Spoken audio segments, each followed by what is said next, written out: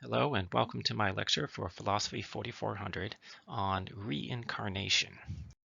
This lecture is going to explain an argument that I devised for the following thesis.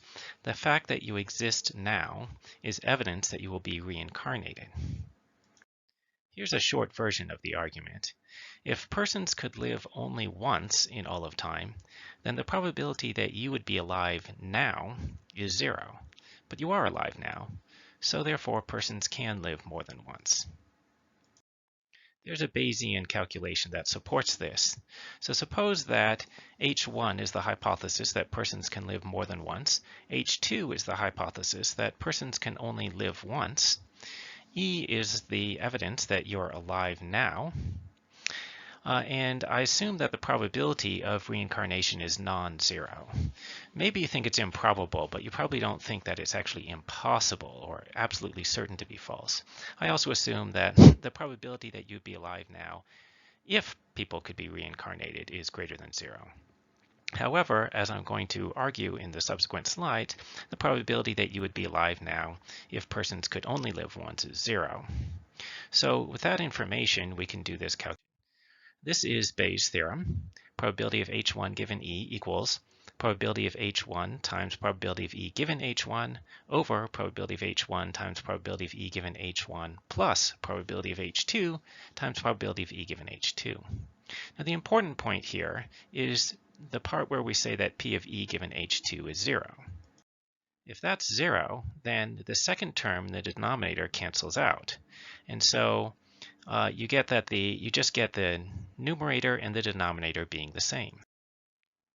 And so that means that the overall probability is 1, assuming that the things in the denominator are 0, as we stipulated at the beginning. So what that means is the probability of the reincarnation hypothesis being true, given that you exist now, is 100%. Now I'm going to explain that in more detail. So here again is an outline of the argument. First, I think that time plausibly is infinite in both directions. It has an infinite past and an infinite future. I'm going to explain more why I think that. Second, I think that if time is infinite in both directions, then you'll be reincarnated infinitely many times. That's the point where we're going to bring in the Bayesian calculation, but we'll explain that in more detail on the later slides. From these two premises, it's going to follow that you will be reincarnated infinitely many times. Okay, why do I think that time is infinite in both directions? Well, basically, I have an appeal to intuition. It doesn't seem like time could come into existence. The idea of a beginning of time strikes me in somewhat the same way as the idea of an edge of space. Right, so in some of the old Star Trek television shows, there was supposed to be like an edge of the galaxy, which for some reason looked like this kind of pink-purple line. All right, but there couldn't be an edge of space. If you think about it, imagine going up to the edge of space and then sticking your hand out. What would happen? Moreover, if you just think about it, like maybe some irresistible force would stop your hand from going any further, right? But you could just like imagine, well, what's on the other side of that? And it looks like inevitably, it's just like almost impossible not to imagine there being something on the other side of that edge, which really means the idea of an edge of space is impossible.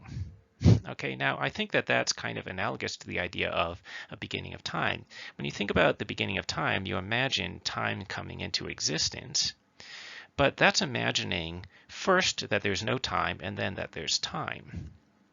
But that's contradictory because, that requires there to be a time when there's no time, followed by a time when there is time. The time when there is time makes sense. The time when there's no time is impossible, right? And so like when you just try to imagine the beginning of time, it kind of seems impossible to conceive.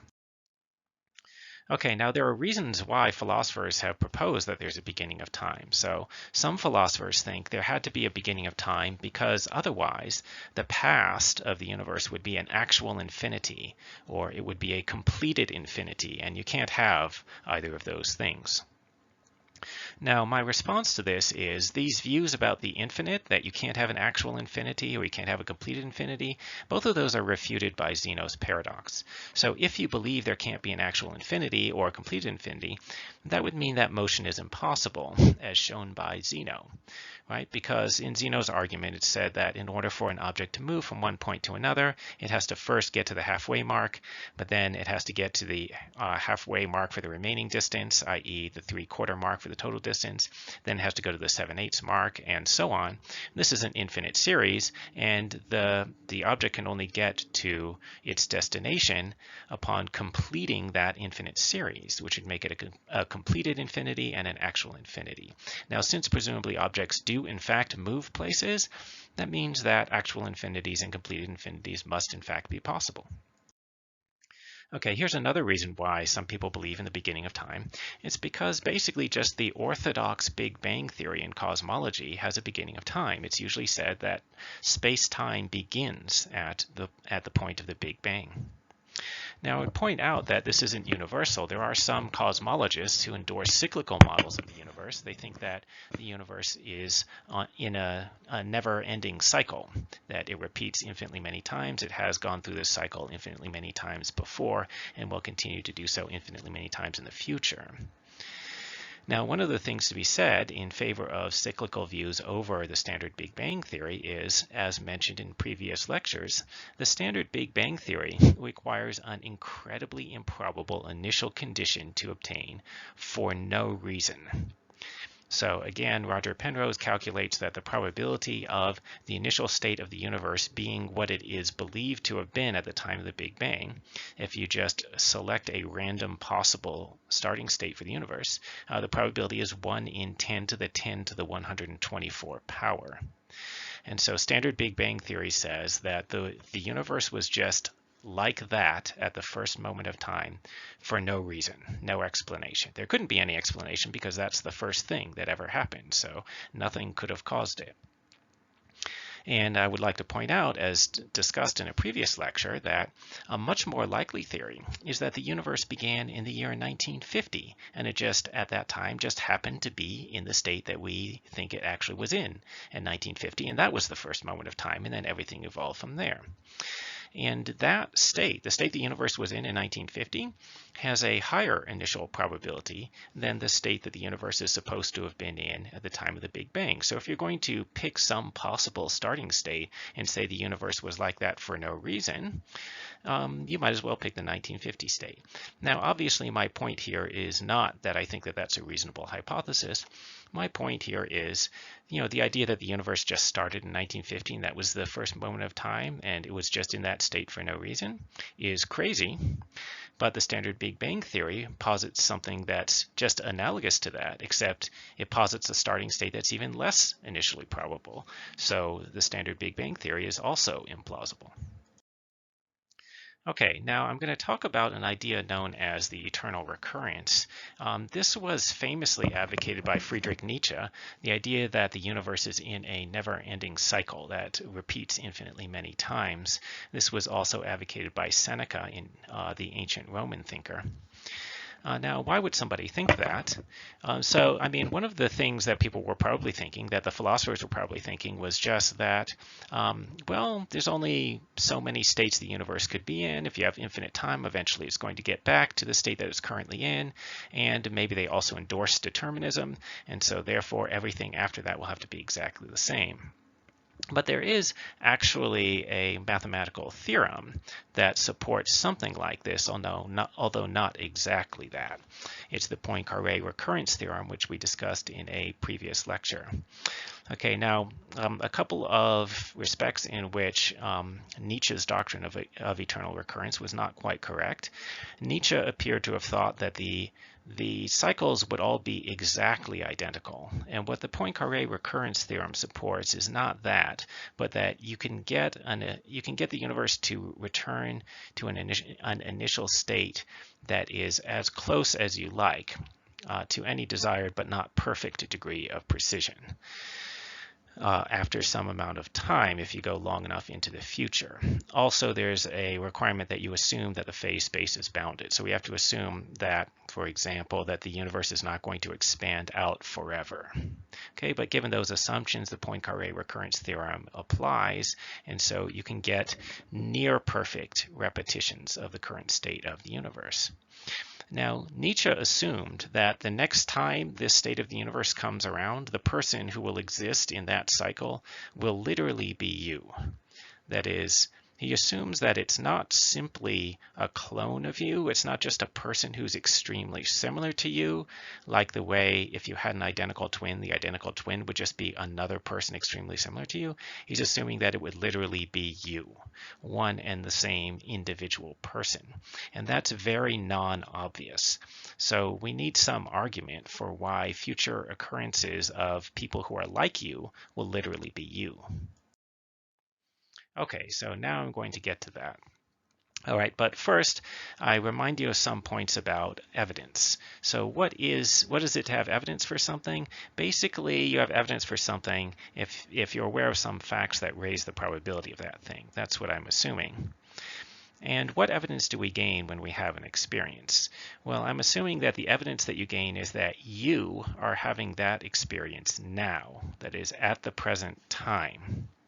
The evidence that you're gaining is not simply that some subject of such and such description is having that kind of experience at some time. This is important for the rest of the argument, and this sort of thing was discussed in the previous lecture on the multiverse as to why you should describe the evidence in that way, right? But basically, the fact that you are experiencing E now is logically stronger than the claim that a subject of such and such description experiences E at some time, and you should generally take the logically strongest thing that you know to be the description of your evidence. Okay, now, as another point of background about this, you've probably heard about theories of personal identity, which try to say under what conditions two person stages count as stages of the same person. There's a related, although distinct, type of theory, which is a theory of personal existence.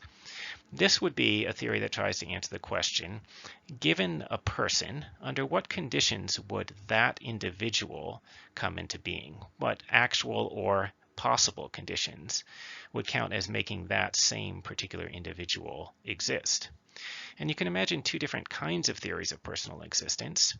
There are some theories that would exclude reincarnation excluding theories. Examples could be a theory which says that spatiotemporal continuity is required for identity of persons. And so if a person dies and then there's a spatiotemporal gap, then after that point, nothing in the future can count as that same person. Or some philosophers hold the view known as origin essentialism, which says that a particular person had to be created by the specific token events that actually created them. So if you hold that view, the token events that actually result in your birth will never occur again, because by definition, a particular token event only occurs once in time. So then you could not be reincarnated. On the other hand, it's not obvious that a theory of this kind is correct. There could be reincarnation-friendly theories, according to which persons are repeatable, i.e. there could be multiple instances of the same person existing at different places in time. All right, so for example, suppose you think there are some purely qualitative conditions that are metaphysically or causally sufficient for the birth of a given individual. In that case, all you need is to have those qualitative conditions recur at some time in the future, and that same person will exist again. Okay, now here is a crucial claim of my argument. Probability of E given H2 and I equals 0. That is, the probability that I would have been born within, say, the last century, if persons could only be born once and the past is infinite, is 0. Why do I think that? So first, the probability of my being born per century given H2 and I has to be either 0 or non-zero. Now this probability should be non-increasing. It should not increase over time. If anything, it should decrease, because if I get born in a particular century, that prevents my being born in any later century given that we're assuming H2, that persons could only be born once. So P could only decrease over time. It couldn't increase over time. Okay, now if P is equal to 0, if my probability of being born per century is 0, then the probability that I would have been born in the last century is 0. If the probability of my being born per century is non-zero, then the probability that I would have been born in the last century is still 0 because I would have been born in a previous century. So, and if I'd been born in a previous century, that would have prevented me from being born within the last century, right? In fact, given that time is infinite, I had infinitely many other opportunities to have been born before. So if there's a non-zero probability of it happening, it should have happened at least once in the infinite time that preceded the last century, and that would have prevented it from happening within the last century, given that persons could only be born once. So the probability that I would have been born in the last century is 0. Okay, but I actually was born in the last century, so I have that as evidence available to me. And so now, having made this point, we can do this Bayesian calculation, which I discussed on a previous slide. So this is just Bayes' theorem here, and the important point is we've just given the argument for why P of E given H2 is 0. Probability of my being here now, or more specifically of my having been born in the last century, is 0 if persons could only be born once, and all of this is assuming that time is infinite, assuming that you accepted the arguments on that. So then this term cancels out, and so then the numerator and the denominator are the same, so you have a probability of 100% for H1 given E. That means that it's 100% certain that persons can live more than once. Okay, these are a few questions that you might ask about this theory about reincarnation.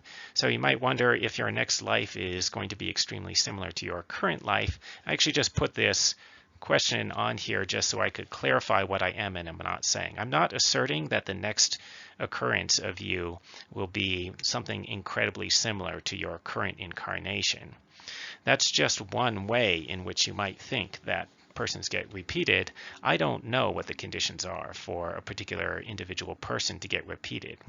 It's possible that it requires something extremely similar, or it's possible that there could be a person who's significantly different from you that will also be another incarnation of you. My argument doesn't give any answer to that. It doesn't give a basis for answering that, so I don't make claims about that here. Second question, you might wonder, well, can persons be reincarnated as non-person animals? So for example, could you come back as a little lamb? And the answer to that, I don't know. Again, my argument doesn't answer questions like that. My argument just suggests that some reincarnation-friendly theory of persons is true. So there's some way in which a person can come back.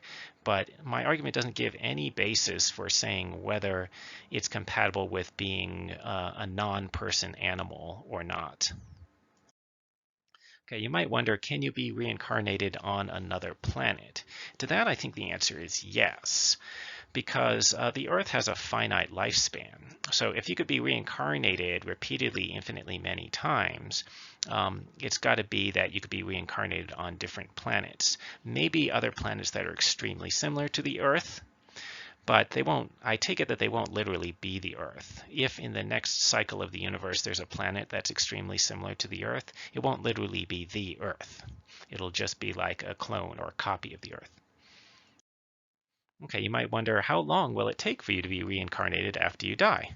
And I also don't know the answer to this. I think it might happen instantaneously, or it might take some ridiculous amount of time, like a Googleplex years. The reason it might happen instantaneously is the multiverse theory might be true, and there might be infinitely many other universes out there. And so it might be that as soon as you die, there is somewhere else in some universe somebody who satisfies the conditions required to count as you. Or the reason that it might be a Googleplex years is it might be that there's only one universe, and it might be that we have to wait for this universe. This universe is going to go to thermal equilibrium, and it might be that we have to wait after that for there to be a massive thermodynamic fluctuation that randomly achieves a sufficient degree of order for you to exist again. And that would take a ridiculously long time. But remember that time is infinite, so it will eventually happen. Okay, another question you might wonder, when was your first lifetime? This is another question I just put on here to make sure that it's clear what I'm saying. You did not have a first lifetime. On this theory, you exist infinitely many times. You will continue to exist infinitely many times in the future, and also you did exist infinitely many times in the past, so there wasn't a first one. Okay, these are some objections that people might raise. So first, you might wonder, why won't the heat death of the universe prevent reincarnation? So as we discussed in previous lectures on entropy, the universe is constantly increasing in its entropy, and so it will eventually, with near total certainty, reach thermal equilibrium. And after it reaches thermal equilibrium, it will be impossible for life to exist. And so won't that prevent you from being reincarnated? And of course, the answer to this is, well, no. Given enough time, everything repeats according to the Poincaré recurrence theorem. So it is not, in fact, impossible for entropy to decrease spontaneously. It's just extremely unlikely in a normal human timescale. But given infinite time, what that means is it's just very rare. It doesn't happen very often. But occasionally there will be a massive thermodynamic fluctuation, and randomly entropy will decrease. Okay, another objection. You might think, you shouldn't be surprised to find yourself alive now, since every other time that you could have been alive would have been equally improbable. And I mention this because I think there's a kind of fallacy that at least some people might be tempted by. And this fallacy would involve comparing the probability of the evidence that you have, given a certain hypothesis, to the probability of the alternative pieces of evidence that you could have had. And that's an irrelevant comparison. That doesn't have anything to do with figuring out what your evidence supports, right? So to figure out whether your evidence E1 supports the hypothesis H2, you don't need to ask whether the probability of E1 given H2 is greater than, less than, or equal to the probability of some different evidence that you could have had given H2. That doesn't matter. What matters is whether the probability of your actual evidence given one hypothesis is greater than the probability of your actual evidence given another hypothesis. And so what's relevant is the probability of your being here now given reincarnation is greater than the probability of your being here now given that people could only live once. Okay, here's another thing you might wonder about. So this argument purports to show that people can occur over and over again infinitely many times. Why can't it also be applied to inanimate objects? For example, does the argument show that tables are also repeatable? So if you have a table, that particular table will exist infinitely many times in the future. Now, I think the argument doesn't actually require you to say that, and that's because there are two important differences between tables and persons. The first is that I think the individuation of tables is conventional. In other words, it's purely a matter of linguistic conventions, what you want to call the same table or not. So you can stipulate that some future table will not count as this table, no matter how similar it is. But the individuation of persons is not conventional. It's a matter of objective fact. And I'm just assuming that. As I assume that you can't just stipulate whether some future person will be you or not. There's an objective matter of fact whether it really counts as you.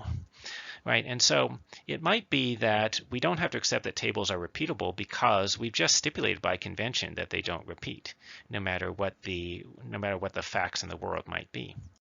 Okay, the other point that I want to make is, and this is the other difference between yourself and other physical objects that you might observe, it's that the basic evidence that you have contains an indexical reference to yourself, but not to a particular material object. Okay, so, and that falls out of the account of evidence that I gave in the last lecture, where the evidence that you have is it's that you're having certain qualitative experiences at the present time.